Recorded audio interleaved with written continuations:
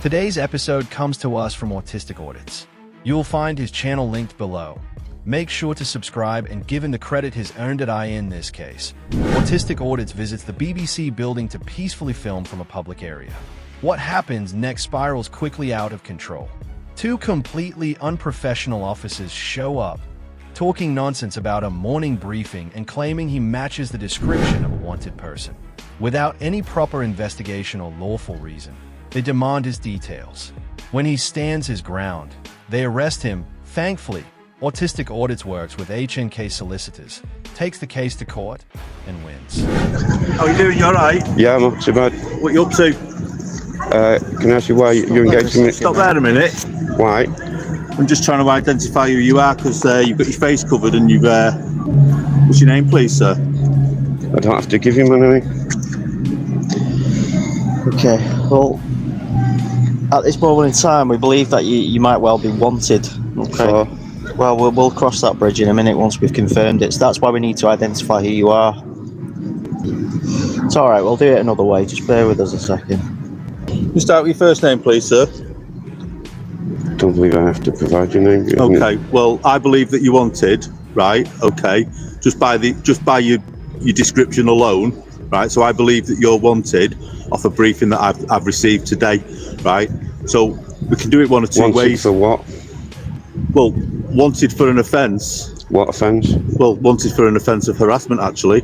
So I need to check you out in order to see A, if it is you, or B, if it isn't you, right? And if it isn't you, I'll bid you good day and off you go. From the start, the lead officer's approach is deeply flawed. He claims the auditor matches the description of a wanted person, supposedly based on a generic morning briefing. But there's no description given, no mention of a specific crime, and no actual evidence. Just an assumption, followed by pressure to hand over personal information. This isn't policing based on facts. It's fishing for information while hiding behind a badge. When the auditor refuses to give his name, the officer doubles down, saying, "If it's not you, I'll let you go." That comment says it all. The officer treats giving your identity like a test you must pass to earn your freedom. But in the UK, rights aren't conditional on satisfying an officer's hunch. Police must have clear, articulable grounds, not vague briefings or gut feelings. So if we start with your first name, or are we going to have to get a fingerprint scanner down here and find out who you are, or take you down to custody to try and identify you because you refuse to give me details? I haven't committed an offence. Okay, so if you haven't committed any offences, can I start with your first name, please, sir? I don't need to give you my first name. Okay, well, I believe you to be Christopher Green, and I'm detaining you currently. I am not Christopher Green. Right, Okay, well, okay, that's well, fine. You'll be that's doing fine, arrested. but you're currently being detained up until the point that I can establish who you are. You're refusing to give me some details, so I need to establish who Can you are. I please ask you to identify yourself? Yeah, I'm PC 17768 Neil Williams. And you, please. Sergeant 15563. Thank you. Right, Which okay, station? So can we make Western it nice and Spring. easy for us and start giving just your first name, please? Can I ask you which station you're from? Yeah, I work at Withenshaw Police Station, work part of the X Department and part of the Transport Unit for Great Manchester Police. Thank you. Okay, Yep. so we're going to start with your name then, please. And if there's nothing wrong, then we'll send you on your way. The officer then suddenly declares, "I believe you to be Christopher Green," even though the auditor calmly insists he is not. This reveals the real issue. It's no longer about finding a wanted person. It's about an officer asserting control when he feels challenged. The auditor has shown no suspicious behavior, no aggression, and no attempt to avoid questioning, only a refusal to give his name without lawful grounds. That's his right, not a sign of guilt. What's worse is that the officer says the full name of the supposed suspect in public. Under UK data protection law, specifically the UK GDPR and the Data Protection Act 2018, law enforcement must handle personal data carefully. Announcing someone's name as a wanted suspect without confirmation is a serious breach. If Christopher Green has nothing to do with the auditor, the officer has just risked damaging two reputations, the auditor's and the real Christopher Green's, assuming he even exists. It's not Christopher Green. Okay. 100 Alpha. And what is your name, please? And have you got any anything to identify yourself? I don't believe I have to answer these questions. Right. You don't believe that you have to add, right, okay, well, I believe you to be wanted, right? So make it easy for us, give us your details, identify yourself, show me some identification. I don't believe I have to identify myself. Well, you do. We could arrest you, take you to custody and put you on a live scan machine. There's a necessity, if you're not giving your name and address, for us to verify who you are if we believe you to be wanted from the information we've got.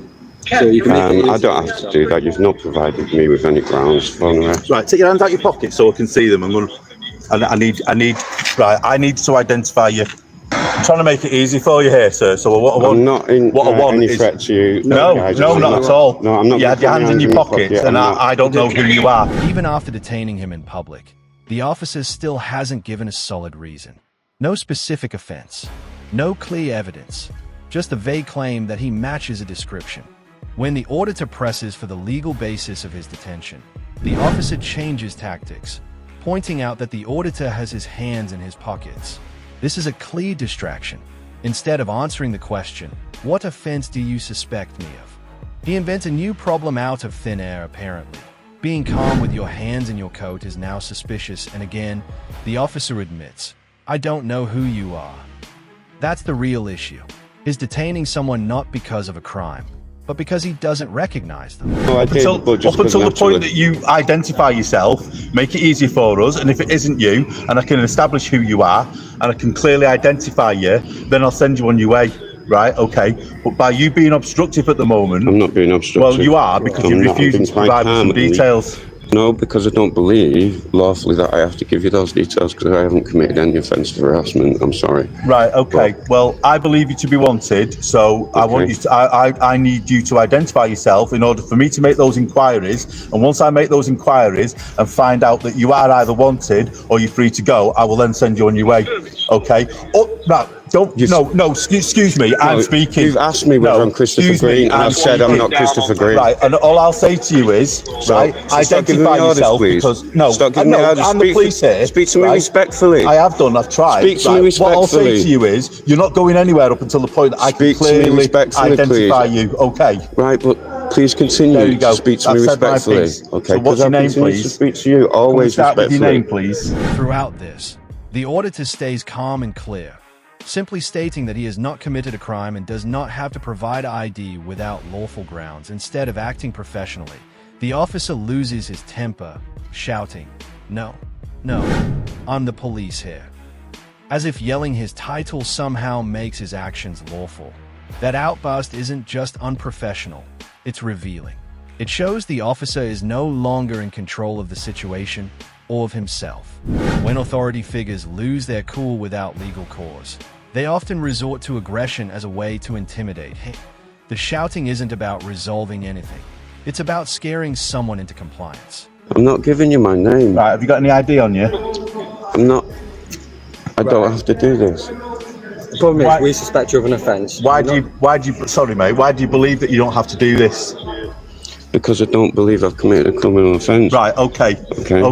Well, then make it easy for me, sir, right? I don't have to make anything easy for you. Yeah, you do, unfortunately. No, I don't. Why are you being so obstructive? If you're not committed any offence, we can check your details. Then I don't have to discuss anything with you. Why are you trying to avoid it? I'm not trying to avoid anything. Because it's going to be a long process for you if we have to take you to custody and put you on one of them live scan machines to find out who you are. Well, so it'll be a lot straightforward if you just give us your details. We can check if you want to not. If you're not, absolutely fine, which is what you're saying. That's not what I'm saying. I'm saying I'm not Christopher Green, and I'm saying I've not committed offensive harassment. Who are you then? I've just told you I don't believe that I have to give you that information. The auditor isn't obstructing anything.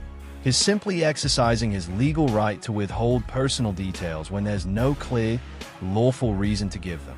But instead of respecting that, the officer threatens him with an unnecessarily long and uncomfortable custody process.